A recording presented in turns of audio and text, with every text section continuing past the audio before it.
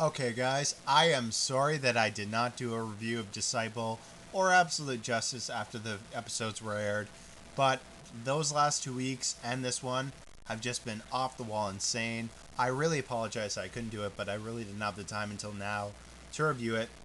I can't do Disciple as of yet, but Absolute Justice, it is definitely one that I feel I really need to get my feelings on. Just told you guys, it was an awesome episode. I love this. Has been an episode. This has been a TV movie event, just an adaptation, really, that fanboys like me have just been dying to see brought to life. Because it really was a greatly adapted story and just greatly adapted characters meshed together in this one event, and it was just beautiful. It really was. Really, one of the things that I thought was the great focus of this episode, because when I first heard they were going to do Society, the Justice Society of America, I was like, okay, what's so big about the Justice Society of America? I guess they were before the Justice League, but what's so great about them? Here, it really is a bit of a Watchmen feel to it, because you have these two generations of heroes that are really going at it, having to work together, and realizing that there's something big going on. And one of the great things that you feel in this thing is a great contrast between the League and the Society. The Society really is, I think, the embodiment of the more classic superheroes, the ones that people know from comics and movies and cartoons and TV shows like that. Well, except like this TV show. But, just these people who wear costumes just like they do in the comics. They barely dumb anything down. They're just the people that we know brought to life and just saying, you know what, we may look ridiculous, but we don't friggin' care, Because back in the 70s, people did lots of crazy stuff. Or the 80s, or whatever year they're from. But stuff like the League, where, yeah, we know how these guys are going to look in the future, but right now they really are sort of the more military, secret black ops force type of, operation. That's sort of their adaptation to make it more realistic. The whole covert style. And to a degree, it is a lot more. You can buy that more as opposed to these guys just wearing spandex and all this stuff like bat nipples and all that crap. So yeah, I think that it really is a great.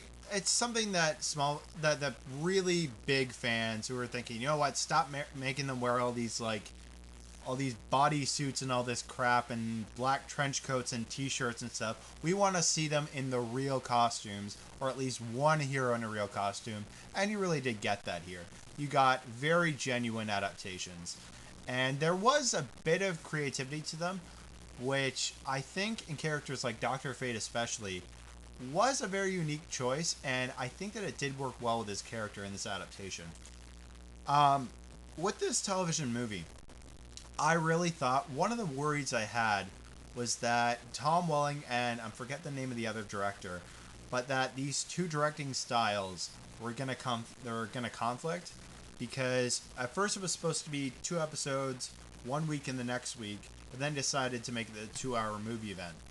And at first I was worried because I didn't know whether the contrast was going to show a lot. It really did feel a big connection here, and I think that I barely saw much of a difference compared to their directing styles. And I think it really did pay off in the end of choosing to make it a 2-hour movie event. Um, another thing, another thing is the Society episode. This episode has just tons. I mean tons of references to stuff in the comics. It really is a fanboy's dream. I'm not going to deny that there are a lot more fans out there that know a lot more about DC Comics than me. I really learn most of my stuff online. I'm going to admit I don't have a lot of comics. I generally study most of the stuff on the internet, but I've looked at a lot of stuff in figuring out a lot of characters that I did not know about, like Hawkman and Doctor Fate. But this is really stuff that was just off the wall. It felt like every 5 minutes there was something that would just pique the interest of one like comic book fan. You got like Green Lantern's ring, Jay Garrick's helmet. You got references to stuff like Mr. Terrific, Doctor Midnight, I think. Don't kill me if it's the wrong name. Our Man and stuff like that. The Atom, Star Spangled Kid, all these people. There was stuff that I didn't even know was a comic book reference until after I saw it and looked online and said, oh, so that's a reference to the Red Tornado. Oh, that's a reference to Black Canary, etc., etc., etc. So yeah, that was really a great. I think they really were. Just this was an episode for the fanboys, but it really was something that Smallville fans could really say, you know what, this is something that really is showing two different generations of heroes working together and conflicting against each other, but, you know, in the end, figuring out how to stop the enemy. And yeah, there was another thing that I really liked in this movie, or this event, which I think that Smallville was long overdue to correct. Giving Martian Manhunter his powers back. Oh my gosh, how friggin' long did you expect us to wait? I mean, you gave him no powers basically for all of season 8. You gave him two episodes where he didn't have any powers. It's like, okay, by the end of the pilot, we get it. That guy's an alien. He's not going to fit in with humanity. All right, when's the episode this season when you give him his powers back? And sadly, we didn't get that in season 8. But here, halfway through season 9, they finally decided to give it back. Was it a bit of a cheap way to bring it back, or bring his powers back? In a way, yeah, but at the same time, it did pay off in the end because it wasn't. He saved the League and the Society from the enemy icicle. So yeah, magic was a bit of a cheap plot device to bring his powers back, but I will excuse it because it is something that's long overdue. And back towards stuff like the Justice Society, one of the things I really liked about the Society is that the characters that they focused on, Hawkman, Stargirl, and Dr. Fate, these guys have such great emotional motivations. Really because all three of them have lost people that are important to them in this battle of hero business. Like Dr. Fate, he's lost his family. Stargirl, she lost her mentor. Carter, he's lost his wife multiple times. Like, I know it's kind of confusing, but if you watch the thing, you'll understand why that is. And it really is showing, it's sort of an echo towards the present generation, like the Justice League, that they're saying, you know what, enjoy, you think that your lives are bad now, like they're troubling now? Just wait in the future, you guys are going to have some casualties in this war ahead.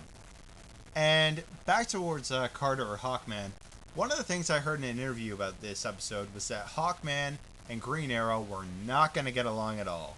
And boy, I don't think I have ever seen in Smallville two characters so suddenly absolutely hate each other almost to the bitter end.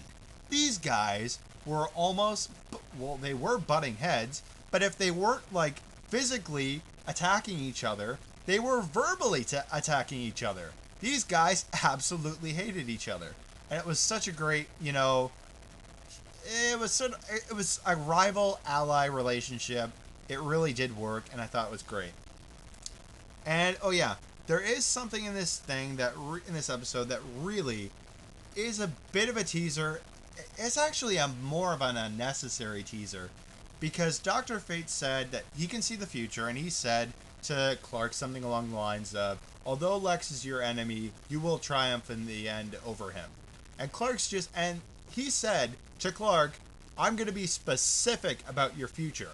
And Clark said, wait a minute, Lex is dead. And right after that, Dr. Fate just changes the subject. Way to be specific. Anyway, so also this episode introduced the organization of Checkmate and the character of Amanda Waller. Now that's an organization I know briefly of the comics. I'm still not exactly sure what their intentions are, but it's really an organization that's apparently going to play in the future of the season. and we're gonna have to see where that goes. But it's sort of implying that they're on the side of the society and the League, but we're not exactly sure where they really are. There could be a villain group. I don't know. Basically, that's the episode. I know there's not a lot of spoilers, but really, this is an episode you've got to check out for yourself. But just from me, I am endorsing it. This is an awesome episode.